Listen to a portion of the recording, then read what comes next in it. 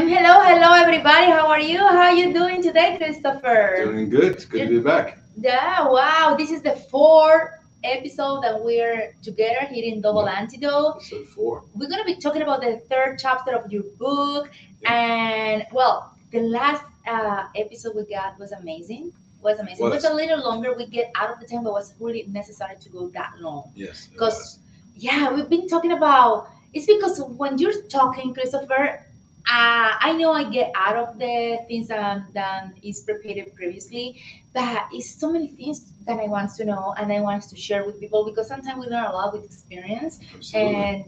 And I don't know. I get so passionate, especially when you're talking about the how do you say the branding and all the kind of thing that I really love it in a campaign. So that's why we did a little long, and probably this show gonna be the same because we're gonna keep talking about things and I really love it. I don't like too much the numbers, but I love about being exposing our candidate, exposing ourselves in the medias, in the TV, in the publicity, propaganda, and the marketing. So we're gonna talk today about the kickoff or launch and what happened after that, the fundraisings and social medias and all the kind of things. Yes. So talk to us about this chapter, the chapter number 3 of the book, When the Candidate Guide to Winning Back America. We're going to be talking about the third chapter of this book today. So chapter, if you remember back to last episode, and if you haven't watched the last episode, you should go back and watch it. There'll be a link down in the description for you to take a look at that. The pre-campaign setup and analysis, I said in the last episode is the most important, probably of all the 5 phases, is probably the most important. Probably phase 2 is the next most important because how you begin matters. Yeah. And if you begin poorly, then it can doom the rest of your campaign. Because if you're playing from behind the entire time, it can become very difficult to overcome that because momentum is a very real thing in politics. And if you don't capture the momentum when you first launch your campaign, it becomes difficult because you're always chasing that momentum. You're always trying to gain that momentum. And it's a lot like, if you have a boulder and it is sitting still, you have to have the most energy to make it move from sitting still. And it's the same way with the campaign. Once it gets rolling, it's got its own momentum, it's moving forward, things are happening, and they are not necessarily as difficult to make happen versus when you're just first launching your campaign. And so once you've got all your pre-campaign analysis and setup and everything done, then what you need to do is you need to set a date. And the date of your launch should be the date that you initially file your paperwork with your state or with the FEC, which is the federal, right? So once you're officially in the race, there are certain things that need to happen, and that's what we're going to talk about today. Things with the media, setting up a launch party or a launch event. Or a launch rally, depending on what level you're running at and kind of where you're at. With this, I think last show we discussed my candidate that I have up in Washington State that just won her primary election by a 2-to-1 ratio. She had a launch event. It was a smaller event. Her race only has, I think, 15,000 people in it, right? And that actually participated, 15 or 20,000. So there weren't 1,000 people at her launch event. I think there was like 50, right? But it's still important that you do that because those initial people that come to your launch event are going to be your volunteers. They're going to be the people that contribute initially to your campaign. They're going to be the folks that are really your ambassadors that go out and share the word about who you are, what your campaign is about, and why others should support you. And then another thing we're going to discuss today, which is really, I think, the most important thing, is fundraising. And that is a subject that I get the most questions on from candidates is fundraising. How do I raise the money? You institute in this phase, we launched what's called a 90 and 30 plan, where you try to raise 90 days worth of expenses in your first 30 days, 30 to 45 days. Mm-hmm. And so we're going to talk a little bit about that, and hopefully the viewers at home will get some value out of it. Yay! So this is gonna be amazing. Yep. Amazing what we're gonna be doing. I believe what you said about fundraising is very, very important. With no money, we're not going so far with this. Yeah, it's impossible to run a race without money. So Yeah. so again, one more time, the candidate has to be selling his ideas, the why he's running in their best. Yes. In order to capture the interest of the voters and say, hey, you know what? I love this guy. I love what he's thinking like me, and I want to support. Yes. Right. Yes. So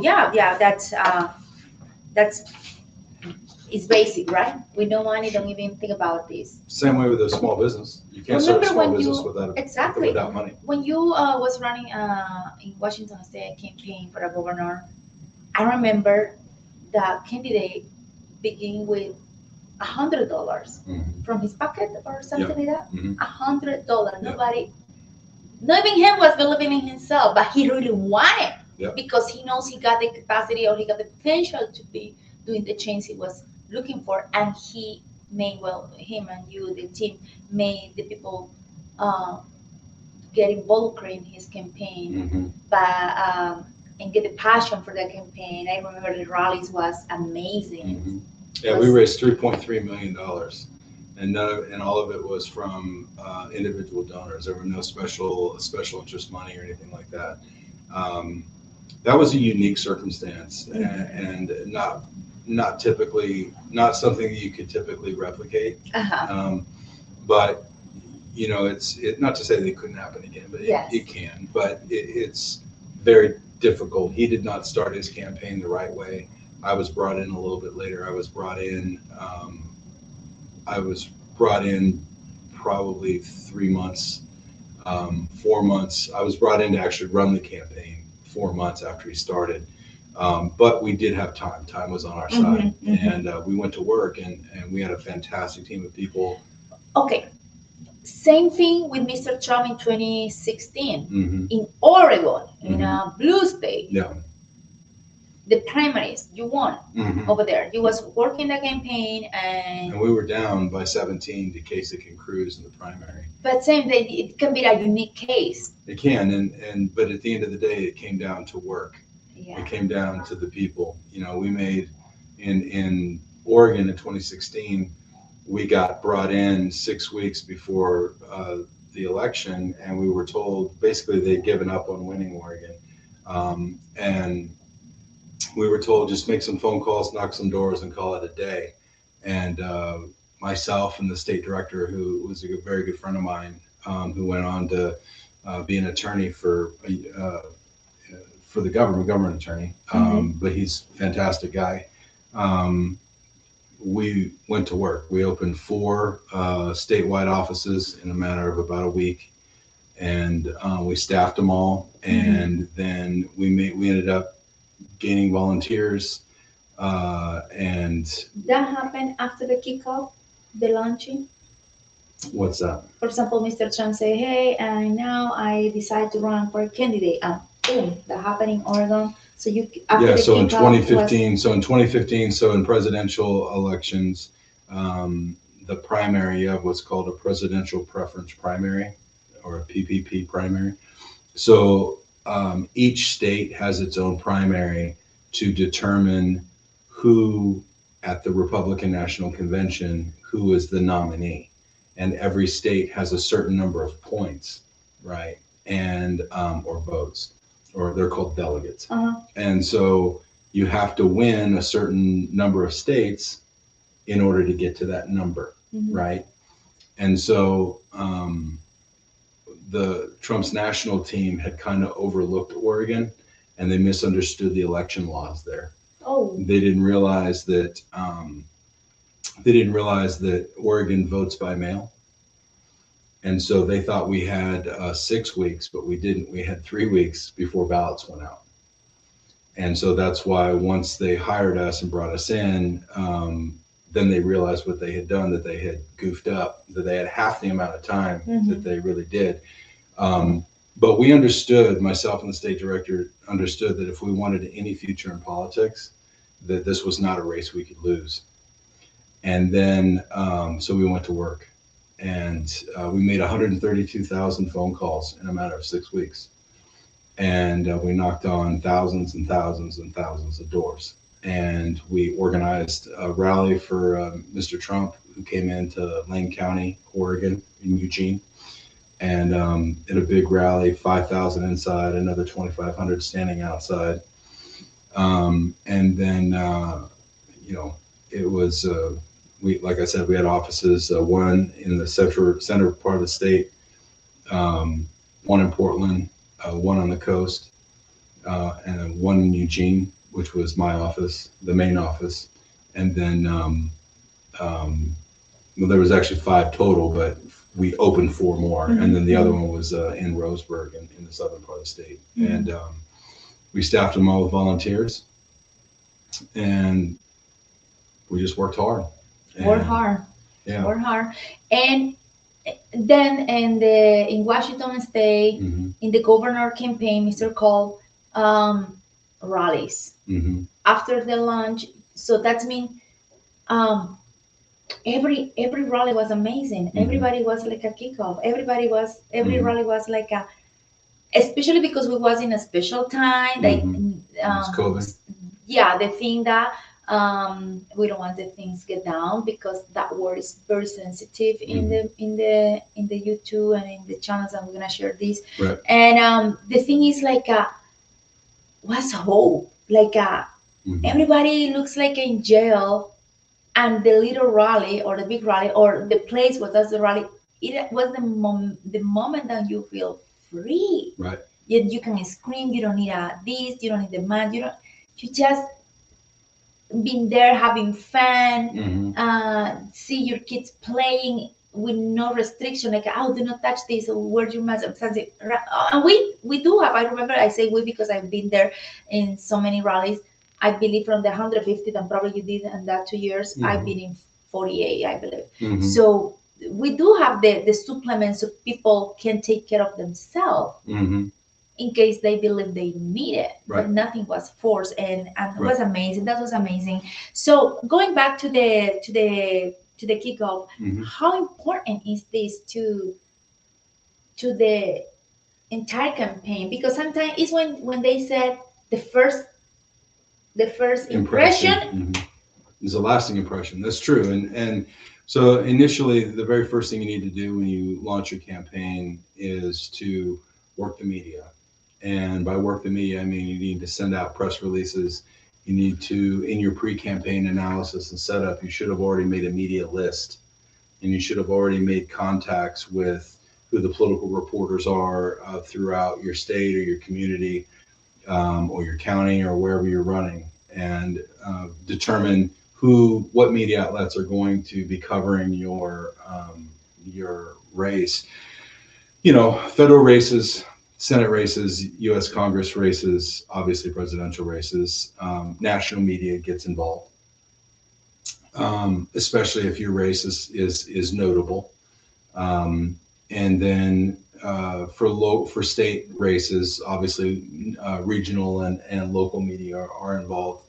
And so the first thing you need to do is let everybody in the media know that you're going to announce your candidacy, and see if you can pick up some media attention. And so, and then what you need to do is, that's really the big thing. Get on radio, get on podcasts, get on TV, get any sort of print media you can. Let people know that you're going to be running. And from there, what you do is you start to work your networks. You start with conservative, if you're a conservative candidate, you start with your conservative groups. So if you have Moms for Liberty, or if you have, AFP, or if you have, that's Americans for Prosperity, and the Republican Party, The Rifle Association, right? The National Rifle Association. Right. I mean, whatever to protect our constitution as a constitution. Right. So any sort of group like that, you want to let them know that you're running for office to get the word out, right? And then what you do is once that is done, you take to social media. You're booking. You want as much media as you can in your first 2 weeks. I mean, as much. I mean, if you could do 3, 4, 5, I mean, that would be great. You know, if you're running for the local water board, you're not going to have that much. But if you're running for Congress, if you can get 3, 4, 5 interviews every day for 2 weeks, that should sufficiently let the people who are always paying attention to politics, they should know that you're in the race. And it should drive people to your website. Make the position of your brand, of your candidate. Yes. Yeah, you're coming out of the gate fast. That's the big thing. You don't want to come out with a whimper. You want to come out strong and hot. And that's after the 2 weeks is when the candidates start going to the barber or the bakery or the library. Hey, you are the one with the TV. Hey, you are and people start engaging with you, getting close to you, and seeing that the person who's in the TV exists is, you can touch, you can talk, you can take a picture, and everything's began. Right. And so once you get the media piece in, then you need to start scheduling local events where you can go and talk to groups, right? Conservative groups, chambers of commerce, nonprofit groups, churches, if that's in your, if that's who you're targeting. I would definitely synagogues.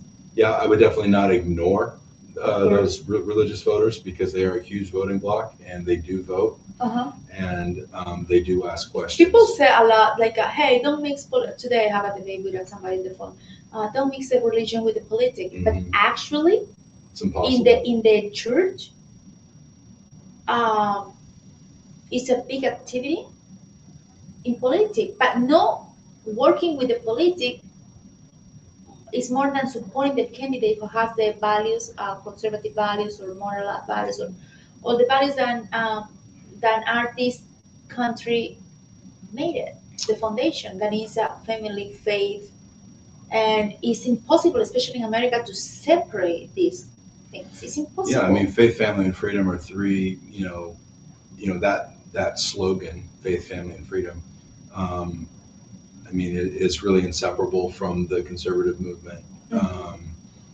Maybe not the moderate movement, but the conservative movement. You can't get away from faith, family, and freedom, right? And I think that the dividing line, you have to be very careful with religion. I think that if you make a mistake that Ted Cruz made in 2016 was that he campaigned with a Bible tucked, underneath his arm, but not all of his actions lined up with that optic, right? How that looked.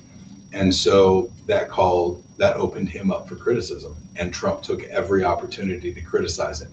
And so that's why he got tagged as Lion Ted. Especially when they are not using before, and now magically in the campaign they start using. And that's happened, for example, in my country, a candidate start making his campaign with a rosary because he got problem when he was a baby. So he got a promise to always wear the rosary in his hand. And he always is with the rosary. Right. So because he in Bolivia, where I come from, is illegal, electorally illegal, to use the religion for campaign. Right.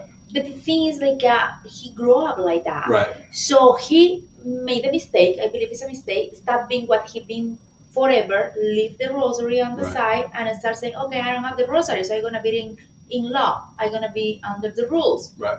But he gotta go back to his rosary because it was something that was with him all the time, and he has to say, "Hey guys, this is not because this is what I am. This is a promise I made, and I will not break my promise and my mother's promise for me to be alive in order to accomplish a rule of the election because it's like you always use a tie. No, stop using a tie. Right. But you want to eventually start using a tie again because that's you. Right. Yeah, and I think the the mistake that a lot of candidates make is that they try to be whoever they believe the audience wants them to be. Let me give you an example.